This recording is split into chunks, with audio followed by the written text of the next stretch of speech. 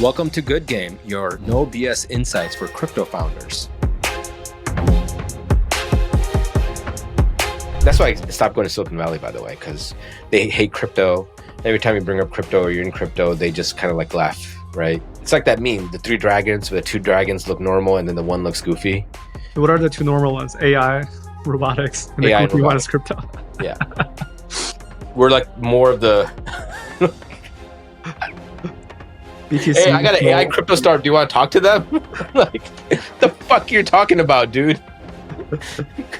But I do think crypto is a very serious player, and I think it bring a lot to the game. But I just think that we've been doing it the wrong way. Real quick before we dive in, the next Alliance cohort, all 15, is closing applications on May 28th. If you're a founder building on the cutting edges like crypto, AI, or robotics, please apply at alliance.xyz to get started on your founder journey. Man, so much going on. I felt like we had to have a conversation so that people know how we're thinking about the space right now. What happened? I mean, we could start with the Trump tariffs, China reset, and it seems like the market is back short term. I mean, like, that's a high level, right? How do we think the macro plays short term, long term? Curious to hear your thoughts. Short term looks like we're going to have a pretty good summer. I think the trade war is put on pause for at least 90 days. So May, June, maybe July will be 3 pretty good months. The technicals look pretty good. The charts look like they started to mean revert. And as we mean revert, there will be more money piling in, more FOMO. So the trend will probably last a while. So that's my short-term view. Long-term, I don't know. We'll have to see. I'm still not sure if the trade war has not fully resolved. It hasn't resolved at all. It's only going to be a 90-day ceasefire, and I think the small businesses are still going to get hurt for a while. The animal spirit will be dampened for a while. So we'll have to see. Long-term, I don't know yet. Yeah, there's a lot of speculation that once the tariffs kick in, because, I mean, obviously there's going to be tariffs still. I think I saw some discussions around like 10% probably. And so there could be some impact to GDP and the overall growth of the economy. I mean, I have friends that are in the shipping business, and they're telling me like different stories about how, like there's this one specific story was this storefront owner that buys a ton of stuff from China. Once the tariffs hit, they paused, but then they ended up keep buying because you can't go anywhere else in the world and buy cheaper products in China, even with the tariffs added on. Mm-hmm. And so it seems like the growth will still happen. I just think the cost will be passed on to the end consumer in some shape. Yeah. So I think this will slowly trickle in, but we'll see what the liquidity side is on as far as what Trump is planning.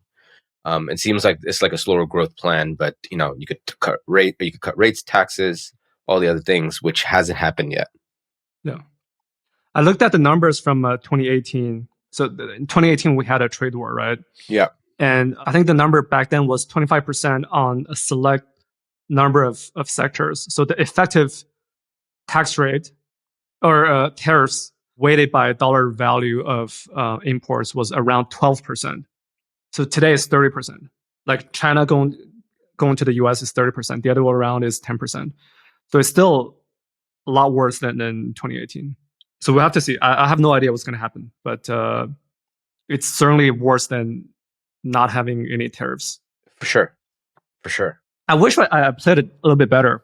Like, my general framework is whenever the VIX hits 40 or above, you have to buy. Yeah. This happened last year. Like last summer, I think there was this scare from the yen carry trade. The unwind, right? The unwind. Yeah. And I think the VIX hit 40 or close to 40 and then bought a ton. I think that was a stupid reason for the market to dump. That bought a ton. But with the tariffs, it's not as stupid of a reason for the market. It was a pretty legitimate reason for the market to dump. And it's hard to factor that all in. Yeah. From this point on, I think it's going to be good for a couple of months at least. Yeah. On my equity side, I was in cash and I ended up buying Tesla when it did the second bottom at 225.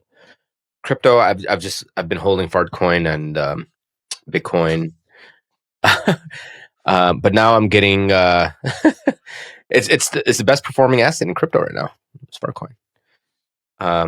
But then started to get into other coins. So I've been looking at I guess if you want to talk meme coins, we can chat a bit. I looked at Housecoin. Housecoin looks pretty interesting. Some of the Believe tokens, starting to believe in founders. Let's talk about belief. Yeah, let's do that. So what is Believe? I think, there's a whole narrative on Twitter about it, but high level, it plays into the internet capital markets theme. And more importantly, it's a way for those that have ideas or are building startups that are able to get funded so that they could go out and build their product or continue building their product. Or in fact, if they're building in an area where it's a lot of competition, the liquidity that helps them gives them the ability to kind of pierce through the competition and win share. You could think of it as a form of CAC funding, right? So there are many verticals of founders that we can go after with Believe, but that's the general concept. Okay, so how does it work under the hood? Okay, so you apply to Believe. There's two ways, right? One is anyone can just go on Twitter, tag Launchcoin. You put the name, ticker, and then it'll automatically launch a token for you.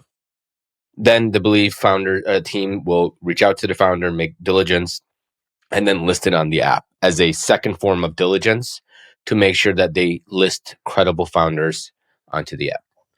So once you launch a coin, what ends up happening is it launches the market on Meteora, and there's a 2% trading fee that automatically gets allocated to Believe. And then part of the funding goes to the founder in perpetuity, right? So and so the idea here is, so as long as the founder is building, they're public in building, they continue, showcasing updates and getting to product market fit and all of that, people will see that on Twitter, and then they'll either speculate on whether or not they're able to achieve product success, right? And so they get that funding, and they use that funding to continue to go out and build their startup and et cetera.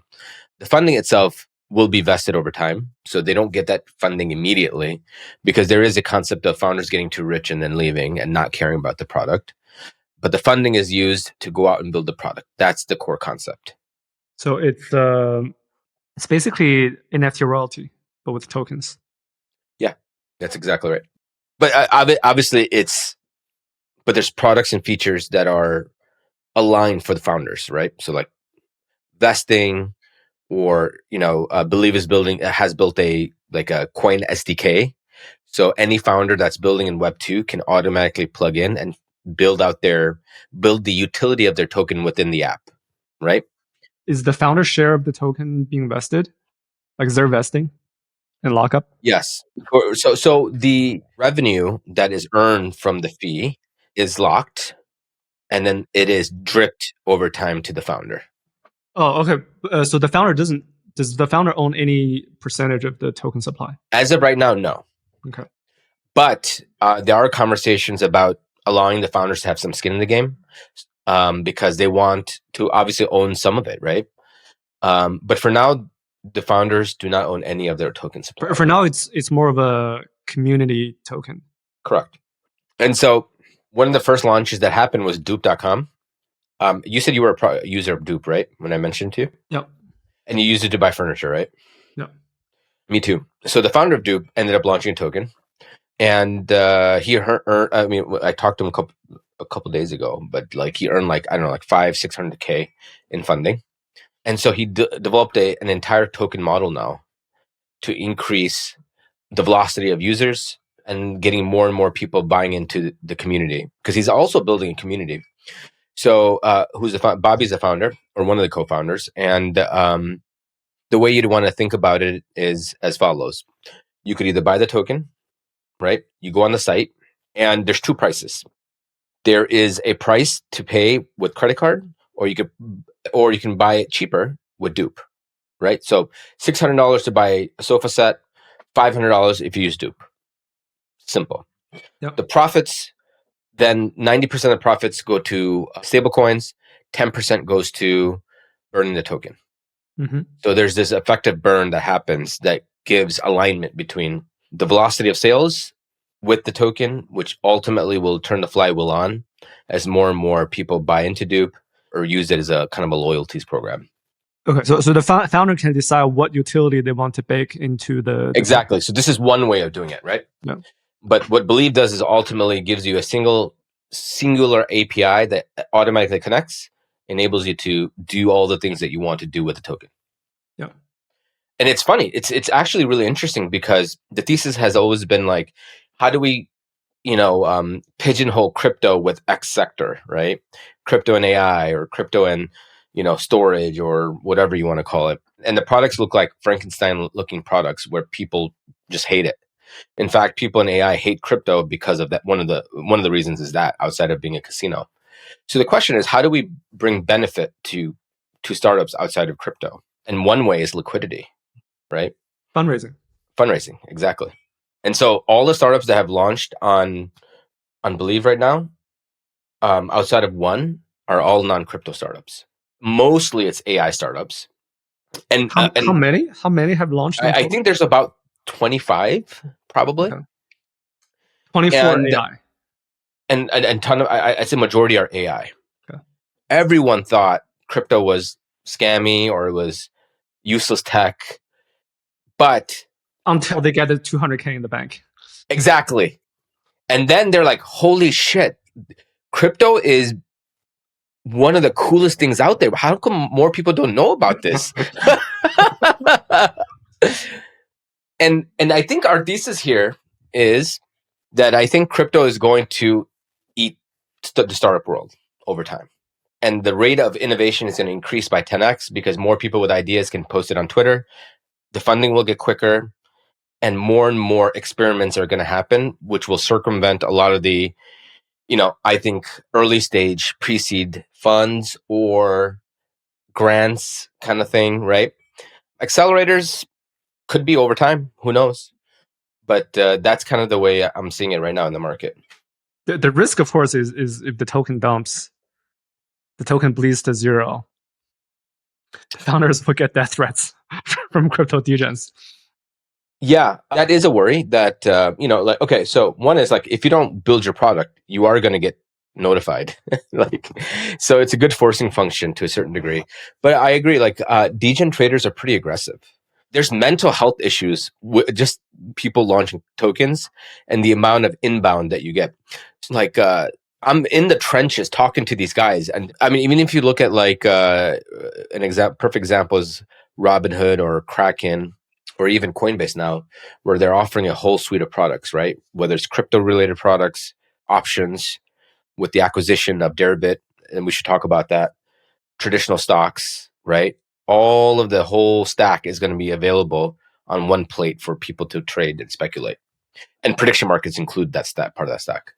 So this model should work in a variety of settings, right? Like the model where the creator of a project launches a community token or utility token, and then earns a perpetual share of the royalty. Yeah. So Pump so this model, Pump is doing it. Yeah, Pump is doing it. So this should also work for art projects, right? Like not just startups, but for example, art projects or open source projects. Like basically, this model can be verticalized. You can think of it as a Kickstarter, crypto Kickstarter for specific verticals, right? Yeah, absolutely. Like you could kickstart ideas in many different sectors, right? Whether it's medical research or medical research is a really good example of it, right? Or just research in general, where if somebody has an idea, they want to go out and research. Do you remember that one time there was some sort of I forgot what it was. They were trying to make a rocket float. Do you remember what that experiment was? What is it? Oh, man. I don't remember. It was some research that was done by everyone. Do you remember? I don't remember. What research? In what area? I can't remember. This was like 2 years ago, but everybody was trying to replicate the experiment. Oh, the superconductor. Room Superconductor, temperature yeah. superconductor. Yeah, what was that experiment about exactly? They discovered a new material Yeah. to conduct electricity Okay. much more efficiently. Perfect. So, an example of this could be like every team could have launched one, right? And they would get some funding to go out and research, right? And then like the successful team that does it first wins the breakthrough, right? Mm-hmm. And so something like that could be interesting in this kind of way of like Kickstarter funding. Yeah. I mean, I think that's where the future is, right? I think when I spoke to Ben from Believe, I think the idea is he's going after it all. He's going to start with startups, but like, if you want to be a musician and you want to launch a song that you like, as an example, you could get funding to go out and become a musician, right? Yeah. If you want to find medical research or breakthroughs in science, medical drug discovery is another good one. Donations, like, I don't know, there's so many different areas of opportunities, I think. But after getting off the call with Ben, he wants to kind of go after all of it. So yeah.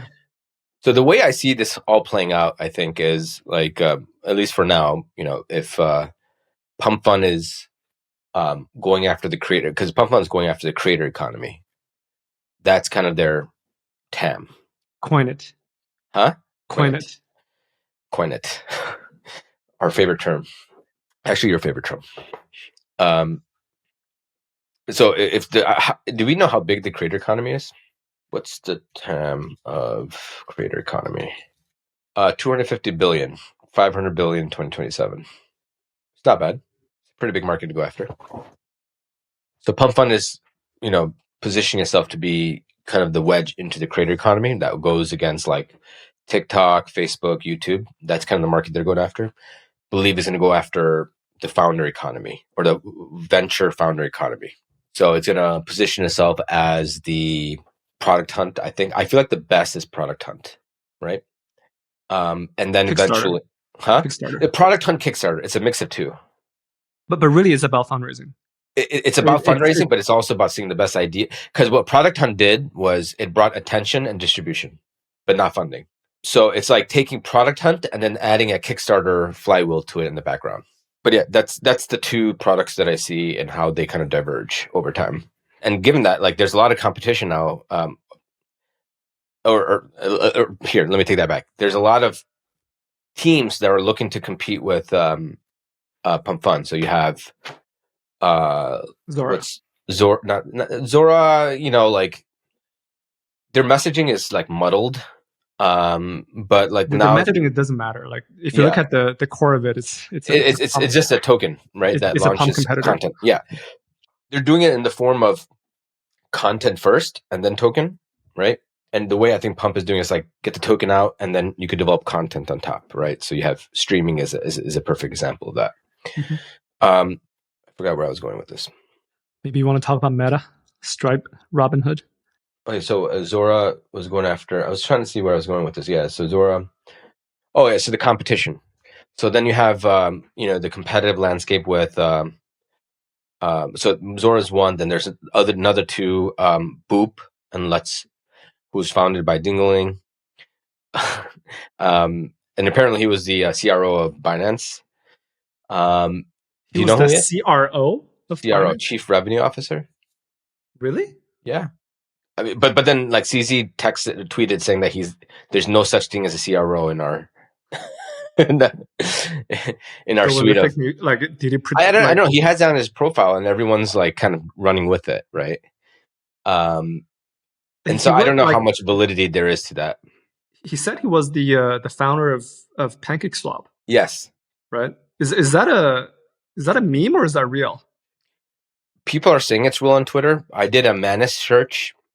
Like a deep search, and no one is known. Like no one knows. Like there's no public information about who the founders of PancakeSwap are. Right. So it's still private. But PancakeSwap is closely linked to Binance. Yeah.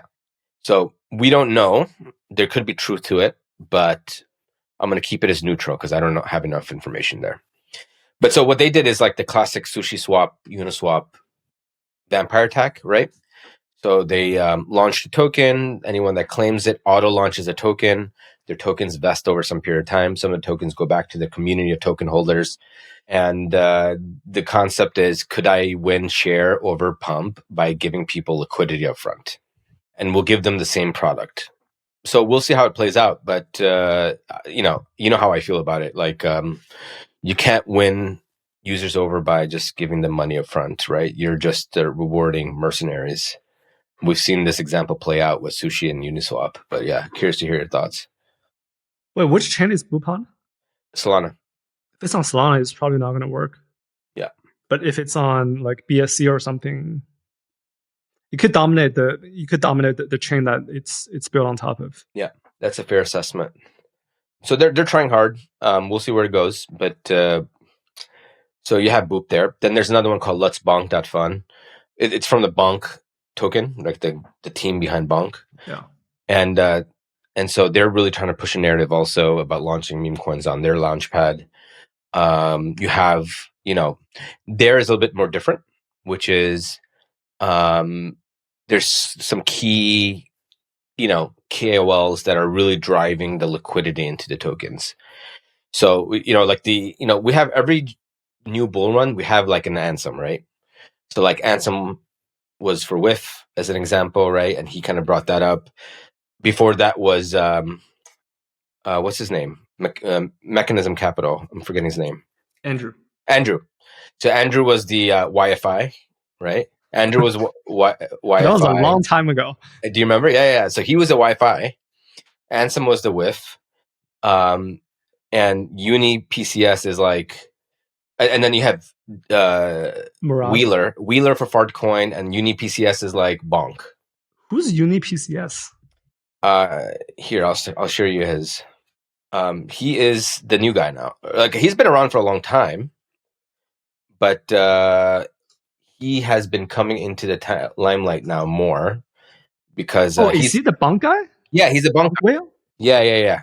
Okay. He's a guy that held that levered Bonk position. Now he holds Bonk, Lever, Fartcoin, and Popcat, and then I think a couple others. But those are the couple that he holds. That's why these three are the most active tokens. Yep. So he's the main guy now, right? In the current market. He's the main character for this phase of where we are in the bull run this summer. And so now he has a lot of the attention. So he's essentially taking the attention and using it to seed Bonk Fund liquidity pools or like tokens. So that's the strategy they're using, right? So that's essentially it. There's no core innovation on the tech, nothing new. I mean, the product is plain vanilla Launchpad, but that's like their strategy, right? The strategy for Boop was using tokens as a liquidity wedge into trying to extract users over to its platform. Mm-hmm. And Pump hasn't shifted, right? In terms of product strategy, they haven't shifted, they haven't changed. They're just executing on a long-term roadmap, which I commend them for, because Uniswap failed in this regard because Uniswap ended up dropping a token and kind of like bowing down to the traders, and the traders ended up just dumping the token and leaving. Oh man. So yeah, that's the current playing field right now for what's happening on the Launchpad side. Want to talk about Stripe, Meta, Robinhood? Yeah. What do you think? First of all, what happened? Yeah, so I'll give a high level example. Stripe is like integrating high level from what I've read. They've cut the middlemen on banks, and you could have like a bank like experience with stablecoins using Stripe's infra and Bridges infra. So that's one. Two, they're enabling not new, but like extending use cases with stablecoins. So they partner with Ramp, and so now you could have a card backed by stablecoins, right? So like think Brex with stablecoins, which is what Rain also does as well, right? So Stripe is like essentially they had a graph, and they talked about like the velocity of what was the graph? It was like payments. And like digital payments and the stablecoin payments of usage. Digital payments is just like it plateaued. Stablecoin went like this, like a hockey puck like graph of people using stablecoins to make payments. Mhm. It was in the Stripe sessions, one of the Stripe sessions. And so to me, they're probably putting a lot of their effort into getting stablecoins adopted across all the stack, getting startups to build on it, using it as a way to remit payments, and essentially trying to replace the infra. There's a lot of people saying that a ton of stablecoin startups just died. Yeah. What do you think? I think so. I mean, like, okay, so stablecoins are like, the best example is like AI, right? OpenAI, every time they push an update out, a bunch of startups die. And so there were a lot of startups that were trying to solve that kind of like a banking infra issue where you could open up a bank account using stablecoins as an example and use it as like a pseudo bank account. There were startups that were trying to solve that. And now with that infra ready, I'd say a lot of the startups are dead, right? I think it's less severe than OpenAI launching a new model and killing a bunch of startups. Fundamentally, the reason is AI products are pure digital and it's very global, whereas stablecoin, because it touches finance, it's very fragmented. It's very unique, specific to each region. Yeah. And so, like the thing I keep hearing from our founders who are building like stablecoin fintech is that Stripe has had a hard time penetrating in emerging markets. Like Stripe is very good in the US and Europe and developed countries, Yeah. but they have a hard time penetrating in developing countries because every country is different. That they have their own jurisdiction, their own financial system, their own user preferences. Whereas like OpenAI is different. Like OpenAI launches a product, everyone in the world can use it. Everyone more or less has the similar user preferences and use cases. Yep, I agree. I'm understating the fact that like the amount of startups that are building on the AI side versus stablecoin, there's a 10x based on one digital, but then anyone in the world can build for AI, right? And the reach is easier. But stablecoins, there are still a lot of startups building for those differentiated sectors. But I also think like there's still more opportunity, I think, for stablecoins if you were to go like vertical or like regional, and that's like very regional specific. Anything that Stripe or Bridge can't touch at this point. Yeah. So let me ask you this question: what startups would you invest in now, knowing that Stripe and Bridge are doubling down on stablecoins? Emerging markets that are solving very specific problems for their region. Like it could be on-off ramp, it could be cross-border payment between businesses and consumers. It could be a savings account, stuff like that. Got it. Yeah, I'd say so too.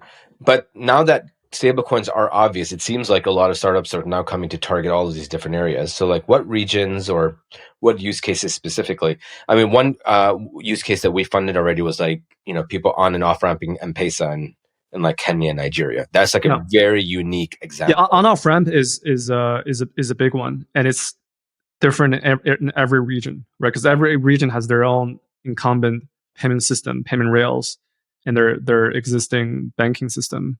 So on-off ramp is a big one, and then cross-border payment is also a big one, right? But the regions that matter: Latin America, pretty much all of Latin America, North Africa, so like Nigeria, Kenya, etc.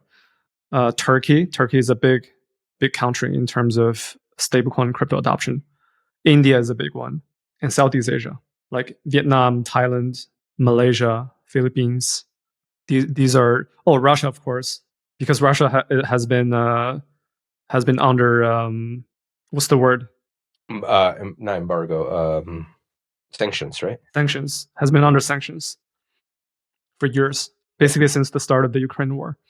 Okay, so it seems like we've talked about this maybe 6 pods ago, but the 3 or 4 use cases that are very, very upfront: tokenization, DeFi, stablecoins, and what? Trade? Huh?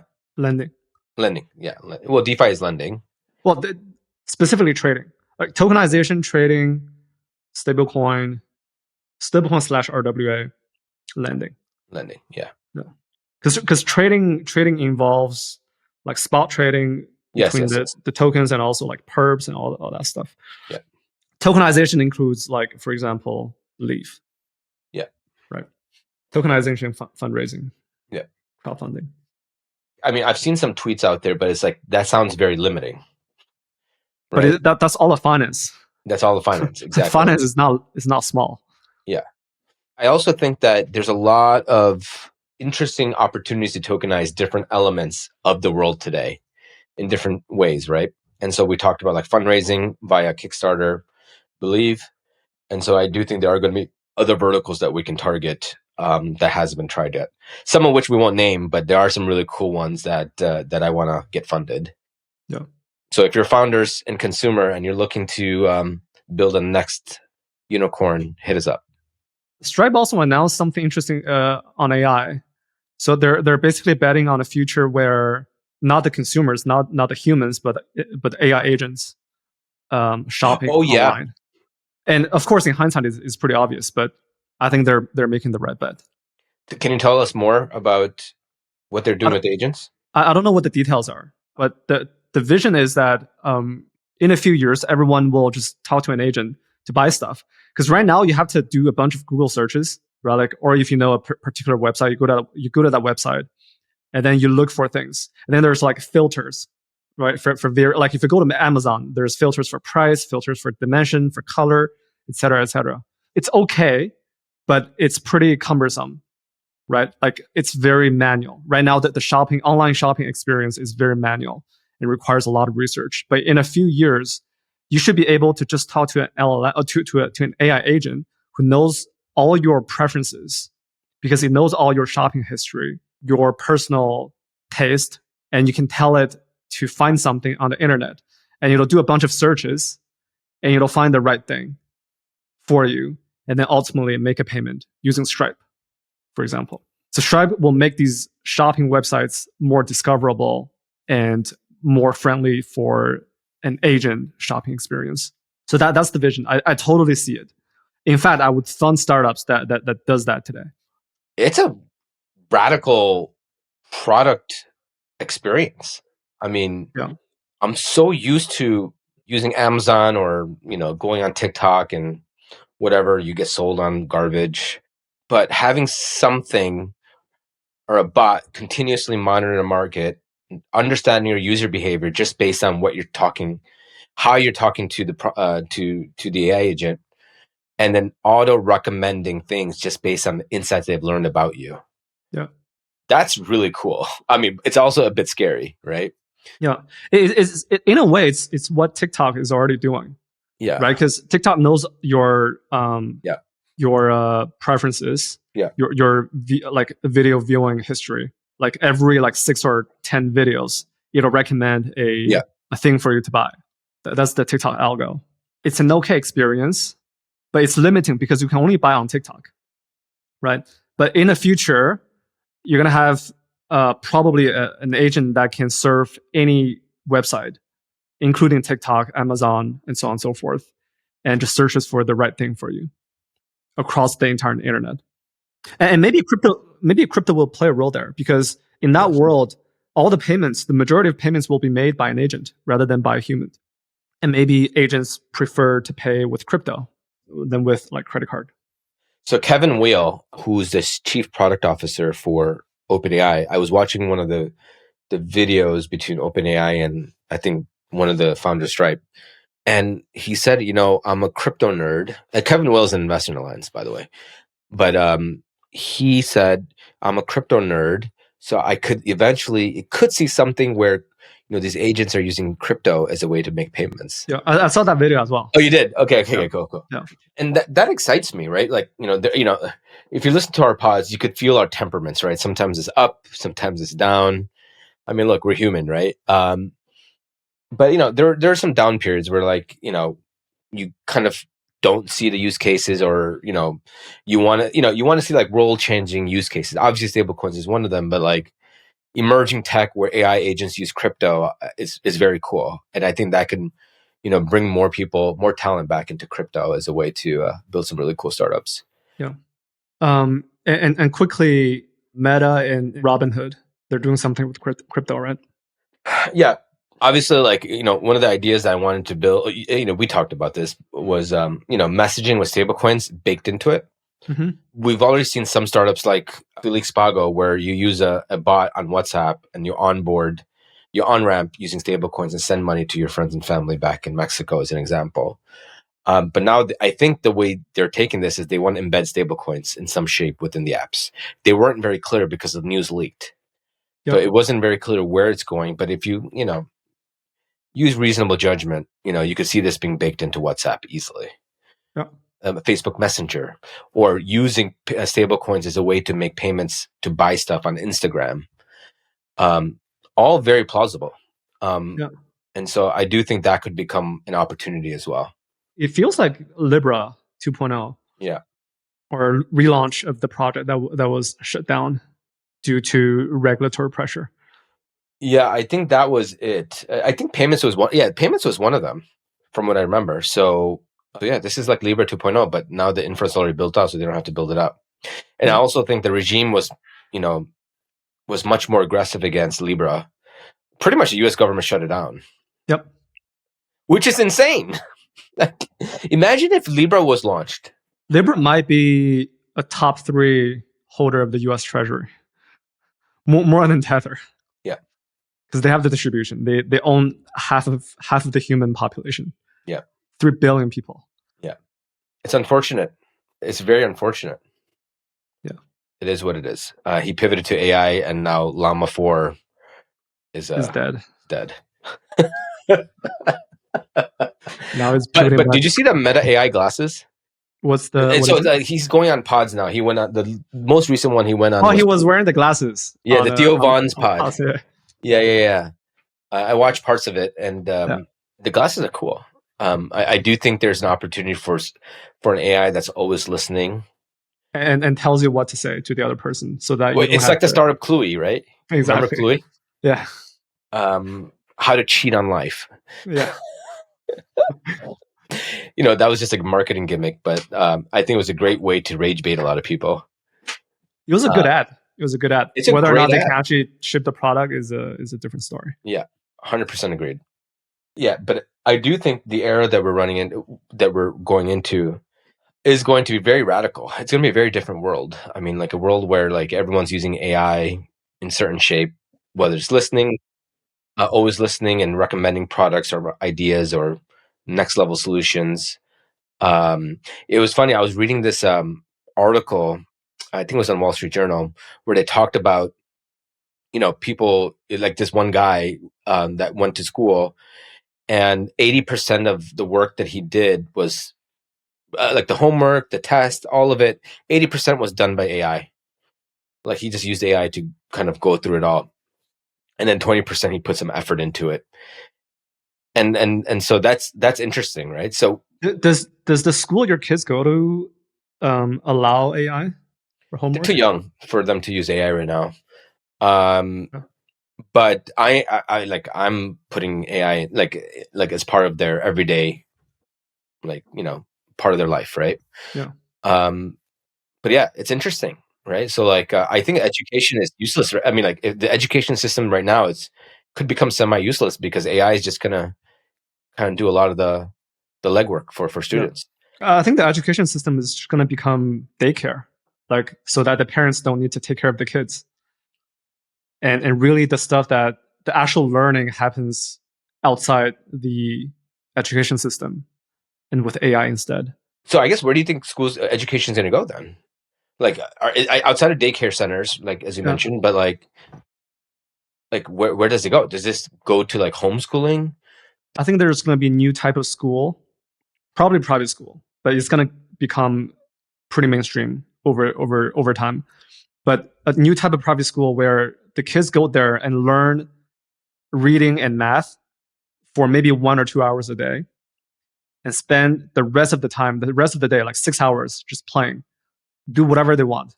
Like could be building robotics, playing Legos, stuff like that. It's going to be like mostly free for all. Like that's the type of school I want my kids to go to if they exist today. 2 hours a day, no more than 2 hours, learning the basic requirements of math and reading. That's it. And spend the rest of the day just play. I wouldn't mind that world, to be quite frank. And that's the approach I think Naval's taking too, right? Is he? I thought I read somewhere that he. Right. I think he's pretty chill with education, or his kids' education. Like he's pretty much a like do whatever you want kind of guy of a parent. Well, how do you feel about that? Would you? I mean, I'm in agreement. Yeah. I don't think kids should be told what to do. Yeah. Like I think you want to treat kids as adults, except for maybe a handful of situations. Like don't kill yourself, right? Like make sure the kids don't kill themselves, and make sure they learn math and reading, and that's it. The rest of the time, just treat them as adults. Like let them do whatever they want. Like I let my daughter watch TV, like pretty much however much she wants, but she never goes beyond like 30 minutes. She just gets bored and she wants to do something else. I think 30 minutes a day is fine. I don't care. 30 minutes is fine. I don't see any issues with that. What happens if you do restrict? Does that mean that you have the opposite impact, where like there's always an opposite reaction, right? Like, you know, if my parents used to be strict for certain things, then you go the other way. Rebellious. You become rebellious. So is that like? That's what happened to me. Yeah. I mean, like as parents from, you know, like first generation parents or first generation kids, that's exactly what happened to both of us, right? Like, I mean, yeah. But like everything goes back to agency. If you want your kids to become very high agency when they're adults, you want to give them the freedom. I think you want to give them the freedom when they're young, or as early as possible in their life. So how do you instill agency? I think just let them choose, make decisions, and if they make mistakes, as long as they don't kill themselves or hurt themselves badly, so let them make the decisions and learn from their own mistakes. Yeah, but they need to learn math and reading. I think those two are non-negotiable. I agree with that. I think high agency needs to be number one priority for all parents for this generation.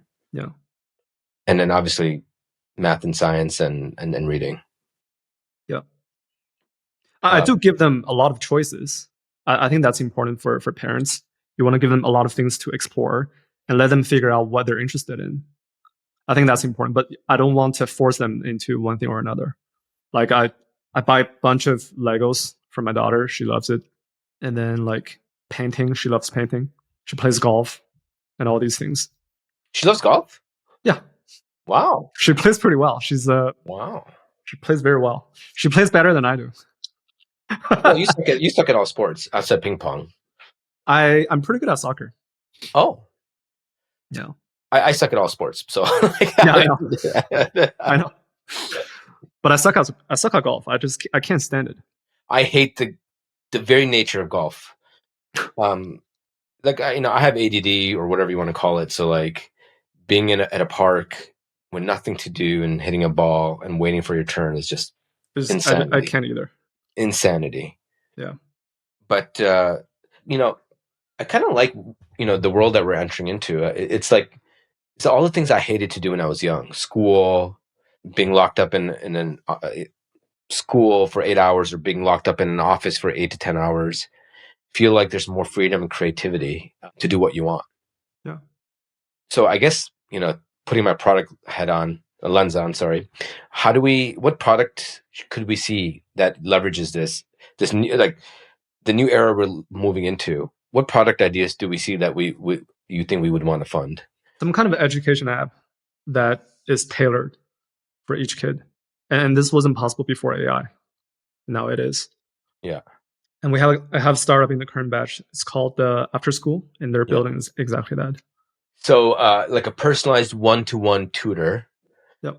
And it like auto analysis, and it gives you the best curriculum based on where you are from a reading perspective, math, etc. That's right.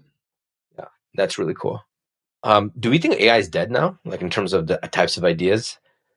Sorry, obviously AI is the future in a lot of regard, but I was talking to somebody from Founders Fund and other like tier 1 VCs, And some of those VCs haven't invested in many AI startups, as an example, outside of OpenAI and maybe like Iconic or whatever. And it seems like OpenAI, with every update, as we talked about earlier, is going to bring in, is going to shut down a lot of companies. I mean, if you look at YC's batch, it's all AI and it's all like wrappers of wrappers, which is fine. Wrappers are fine. But there's also, if you don't have network effects in terms of users, then you could be cannibalized by OpenAI by building its own feature. I was also talking to an insider in Silicon Valley who's very close to OpenAI, YC, and all the other stuff. And what he said to me was, I think where the world is going, like, there'll be like 2 LLM models that'll rule the world in some shape. World meaning like US, like, right? I'm sure there'll be like regional AIs and stuff like China and stuff like that. But his thesis is 2 LLMs are going to rule it, and they're going to own most of the distribution. So like, OpenAI could have this app store that just has everything. Education, it has, science, shopping experience, all of it, all in one app. And he thinks that's where the world is going to trend to. He says like getting institutional buy-in, institutional enterprise buy-in and all that is just too hard for startups. And it's just going to be owned by 1 or 2 apps across the US. You know who he is. I can't say the name, but yeah. I could see that, but if OpenAI actually becomes a app store, that means by definition there's a bunch of apps on top of it, and these apps are still startups. He's saying that they're just going to do it. So they're not going to list other startups, but that they're just going to create these apps internally. Yeah, could be. So I think the name of the game here is distribution then. You have to get users. If you don't get users, you're fucked. Anything that you're excited about in the future before we wrap up? What are you excited about? All right, here's what I'm excited about. I'm excited about the possibilities of using crypto as a way to bring new funding mechanisms to different parts of the tech stack across the world, right? Whether it's nuclear, whether it's research, drug discovery, donations, or robotics, all this stuff. I feel as if this funding mechanism could be enough where there's an on-chain premium for people to speculate, and the speculation enables new things that can be built in the real world or new research that could be discovered. That is, I think, where a lot of my effort is in terms of excitement. Because before, like, if you look at crypto, if you go to, that's why I stopped going to Silicon Valley, by the way, because they hate crypto. Every time you bring up crypto or you're in crypto, they just kind of like laugh, right? And it's like that meme, the 3 dragons, where the 2 dragons look normal and then the one looks goofy. So what are the 2 normal ones? AI, robotics, and the goofy one is crypto. Yeah. We're like more of the BTC. Hey, I got an AI crypto startup. Do you want to talk to them? Like, the fuck you're talking about, dude? But I do think crypto is a very serious player, and I think it can bring a lot to the game. But I just think that we've been doing it the wrong way. I think the right way is don't pigeonhole crypto X AI, crypto X whatever. That's the wrong way. Allow the startup to build what they're building. Let them find product market fit and use crypto as a fundraising mechanism. The end goal is the same. The token is going to be on chain. That's it, right? Like, why force a token into the product? Why force crypto into the product? Go find your product market fit. Go get millions of users, billions of users, but just launch a token that's tied in some shape to the product, right? Like what Dupe.com is doing. Is the perfect. They're a furniture store, right? I mean, not a furniture store, but they're like an e-commerce site similar to Honey, right? If Honey allows you to, which was acquired by PayPal for $4 billion. Hey, you know what I discovered after using Dupe? What? Like, there's a bunch of high-end like furniture stores, right? Like restoration hardware and all these things. But ultimately, their furniture is manufactured in China and India. So the actual cost of manufacturing is like, the cost basis is like 10% of their sales price. Like, they just mark up the price because they're known as this like luxury furniture, like not top tier, but like one of the luxury brands, right? So like Dupe basically bypasses this middleman and goes straight to the source in China and India, and then just get the same piece of furniture manufactured by the same suppliers, and then sell the same furniture at like 80% discount. And that's how their business model. That's exactly how Temu works, or TikTok. They go straight to the source, remove the middleman, who pretends to be this like luxury brand when the cost basis is actually like only 10% of the sales price. That's insane. And imagine how many other products there are like that we're buying that's just all marked up. Yeah. Yeah, no, that's very interesting.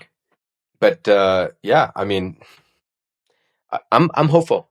I'm hopeful. I was a bit down maybe a couple pods ago, but I do think this new era with Believe and Pump and all these others, we're gonna hopefully see a bright future with crypto. Here's where I'm at.